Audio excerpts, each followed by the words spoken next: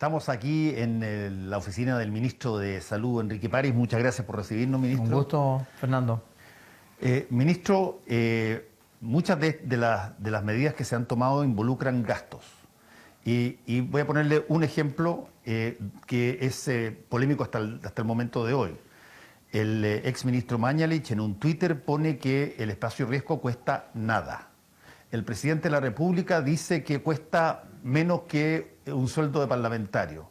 Y Espacio Riesgo hoy día está cobrando casi por 15 millones diarios una deuda pendiente. ¿Cuál es la verdad respecto de cuánto se pagó ahí? La verdad es que nosotros llegamos a un acuerdo con Espacio Riesgo hace 2 o 3 días atrás. Le pagamos 2.090 millones de pesos. Lo conversamos además con el Contralor, aunque y por coincidencia vengo de reunirme con el Contralor. Obviamente que la Contraloría tiene que visar todavía ese pago, revisar el contrato, pero hay 2 contratos diferentes. Uno que pagó el Ministerio de Salud, que es un pago que es bastante inferior, y otro que tenía que pagar el Servicio de Salud Metropolitano Norte. Ese pago es el pago que es bastante importante. La familia dueña del Espacio Riesgo incluso renunció aparte, según la opinión de ellos, de su ganancia o de su cobro, y llegamos a un acuerdo hace 2 o 3 días con ellos para pagar los 2.090 millones de pesos. Yo he cambiado la tónica del discurso y no me gusta hacer ese tipo de comparaciones o de alusiones que se hicieron en el pasado, pero como esto es un contrato visado por los abogados y que debe ser visado además por la Contraloría, si se acepta ese pago yo creo que es lo justo y es lo que deberíamos haber pagado y es lo que se va a pagar.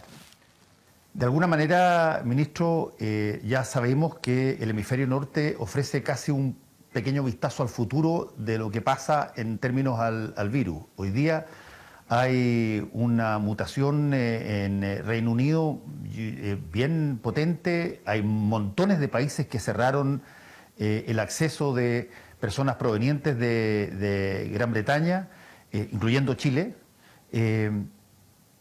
¿Cómo se prepara una posibilidad de ese tipo?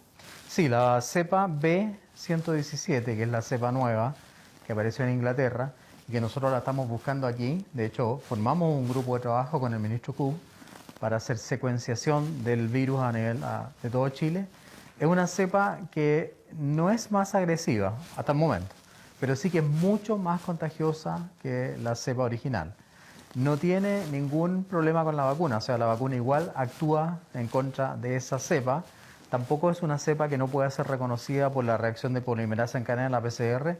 Por lo tanto, en ese punto estamos más o menos tranquilos. El problema es que es una cepa que contagia mucho más, es mucho más contagiosa. Y no sé, estoy inventando, no sé, lanzando una teoría. Tenemos que buscarla en Chile porque hemos visto, por ejemplo, en Magallanes, que justamente tenemos esa explosión que tú has visto de casos. Y hay que buscar si no está ahí la cepa o no. Pero es una cepa no agresiva, tan agresiva, sí más contagiosa y repito, la vacuna igual cubre. Esta cepa lo que hace es modificar la proteína Spike, que es la proteína que es como un bracito que hace que el virus se una a la mucosa de la célula del aparato respiratorio. Esa es la modificación que tiene. Ministro, ¿cómo puede explicarse usted que tengamos en la base Bernardo Higgins de Antártica 36 casos de COVID en un lugar total y absolutamente controlado, donde perfectamente las medidas de protocolo que se puedan dar para cualquier llegada, barco o cualquier otro tipo de implemento, por definición, está totalmente bajo control? Y sin embargo, hoy día hemos salido en todos los medios de comunicación internacionales como que el COVID llegó a la Antártica. Me preocupa muchísimo, me preocupó muchísimo esa noticia. Voy a ser sincero contigo, me molestó también un poco. Sé que se estaban haciendo trabajos allá, trabajos de construcción, y aparentemente alguna de la gente que se trasladó hacia allá fue las personas o los trabajadores que llevaron el virus. Obviamente que nosotros exigimos normas muy estrictas para la construcción. Transporte propio, PCR negativa, control de la gente que se va a trasladar. y obviamente que tenemos que revisar ahí qué fue lo que falló para que eso no se vuelva a repetir. Pero yo te repito, eso es algo que a mí me causa mucha inquietud e incluso un poco de molestia porque algún quiebre de protocolo tiene que haber ocurrido ahí, porque eso no es, voy a ser duro, no es aceptable, porque nosotros exigimos obviamente protocolos muy estrictos para la construcción. ¿A quién le está pidiendo que haga esa investigación, ministro? Bueno, tiene que hacerlo el CEREMI, las seremías. El Ministerio de Salud tiene dos subsecretarías, Salud Pública y Redes. Salud Pública es la que se encarga de todo ese aspecto y las seremías, o sea, los secretarios regionales ministeriales de salud, dependen de Salud Pública, así que el CEREMI de Magallanes en este caso tiene que hacer esa investigación, o sea, su personal obviamente. Ministro, el anterior ministro Jaime Mañalich tuvo una relación bastante friccionada con algunos centros de estudio y con el colegio médico. ¿Cómo diría usted que ha cambiado eso, si es que ha cambiado? Nosotros hemos tratado de conversar con todos los centros de estudio. De hecho, justamente con Espacio Público me reuní, creo que 2 veces. Me he reunido con varios grupos, con el Colegio Médico también. Asisto a la mesa social COVID-19 cuando puedo. Converso con la directiva del Colegio Médico. De hecho, hoy día conversé 2 veces en el curso de la mañana por diferentes motivos. He tratado de mantener el diálogo. He tratado de reunirme con los gremios. Me he reunido 19 veces con los gremios de la salud.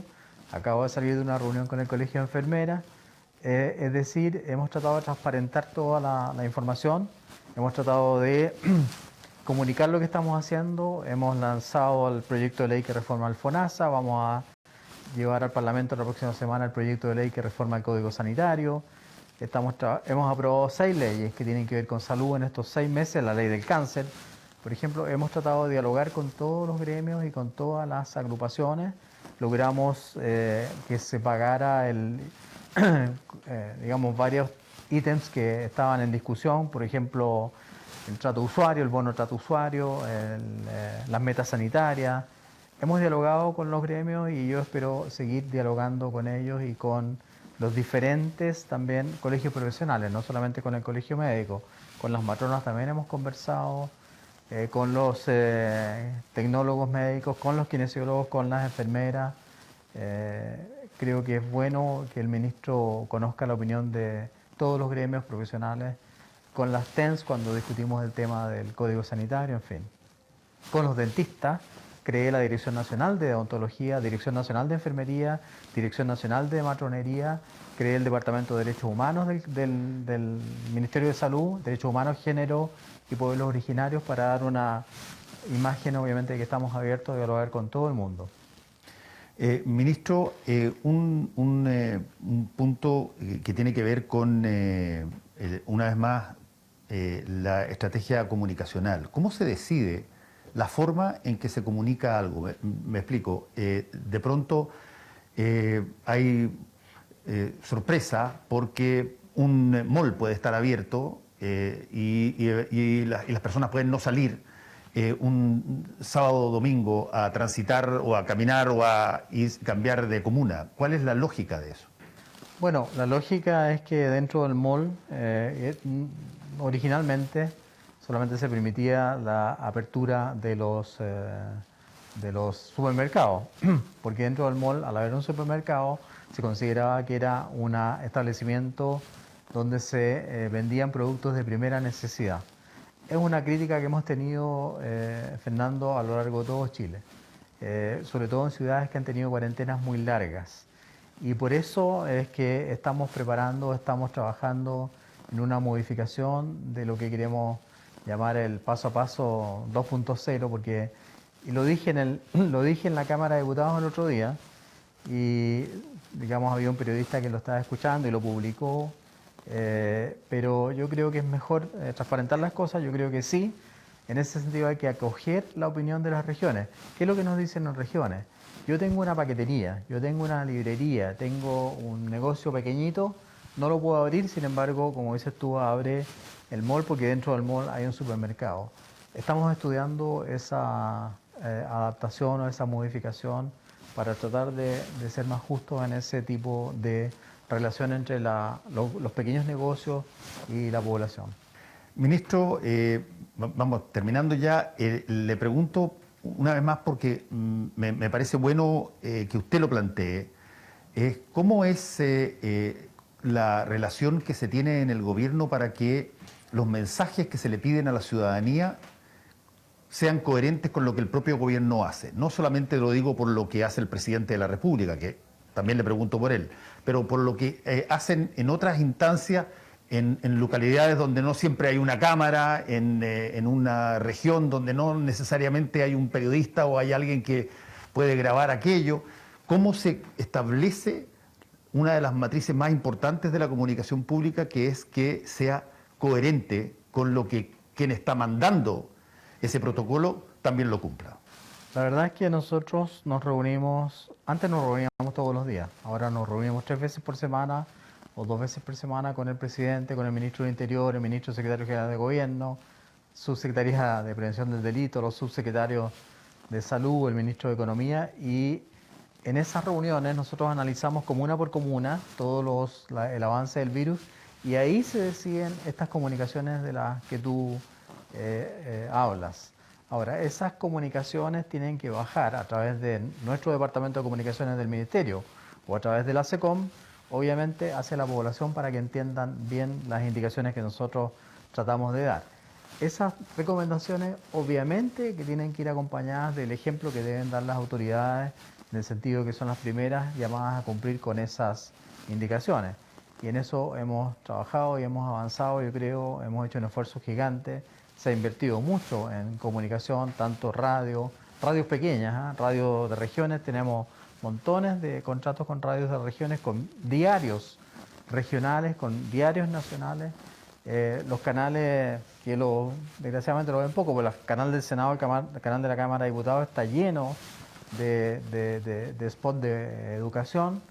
Hemos hecho un esfuerzo gigante, pero reconocemos que cuesta que la gente, tome nota o se ponga bien en el papel de evitar la diseminación del virus. Nosotros hemos visto cómo aumentan las fiestas clandestinas, cómo aumentan los carretes.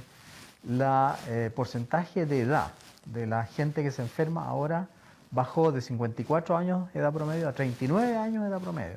O sea, en este momento la mayoría de la gente que se enferma tiene 39 años de edad promedio. Y obviamente que probablemente no estamos...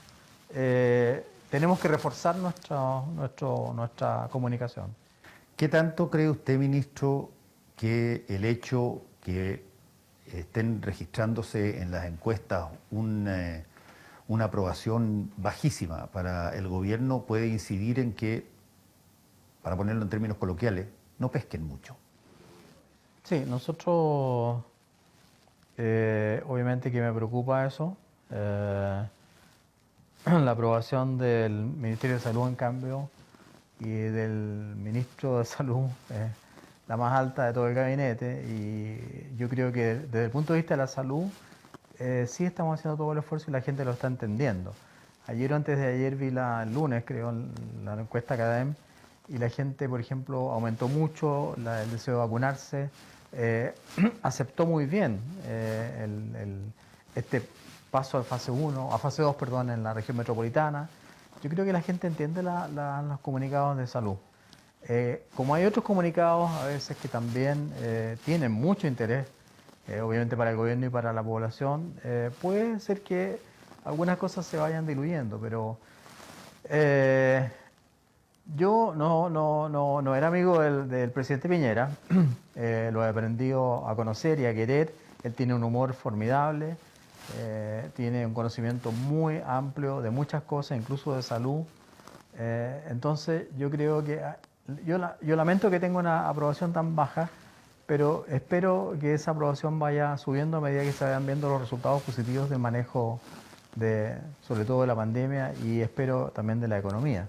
Pero yo creo que la gente tiene que entender, y lo dijo otro ministro de salud, que el tema de la pandemia o el tema del manejo actual de la situación del país tiene que ser un tema de Estado, no de gobierno. O sea, los gobiernos pasan, pero el tema de salud, el tema de educación, el tema de seguridad debería ser un concepto de Estado, donde casi toda la población, o por lo menos el gobierno y la oposición, tuviesen un acuerdo, porque esto le puede haber pasado a otro gobierno también, o le puede volver a pasar en unos años más a otro gobierno, y todos van a querer que estemos todos unidos detrás de esta,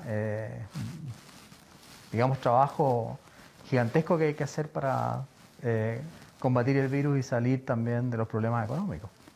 ¿Ayudaría quizás también para que eso pasara, ministro, el que el presidente fuera el primero en responder a sus propios protocolos, digamos?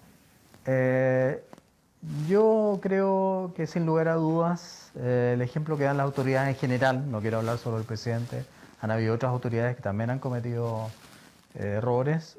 Obviamente que el ejemplo que da cualquier autoridad ayuda muchísimo y espero que nos alineemos todos en ese ámbito.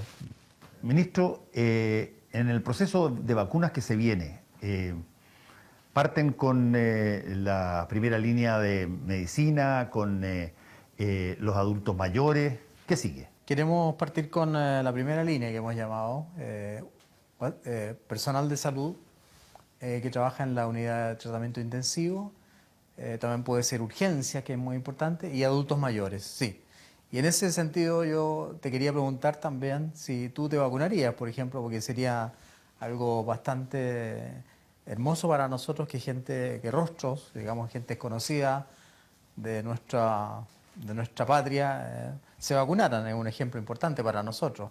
Yo sin duda no tengo ni problema de vacunarme, además estoy casi a punto de ser adulto mayor, me falta un año. Yeah. Así es que no tengo ningún problema. Te agradezco mucho porque... Apenas lleguen las vacunas, yo me pongo vacuna. Sí, yo creo mucho en los ejemplos que puedan ser útiles para que la gente acepte la vacunación, así que te agradezco mucho. Muchas gracias, ministro, por la entrevista. Gracias, Fernando. Un gusto.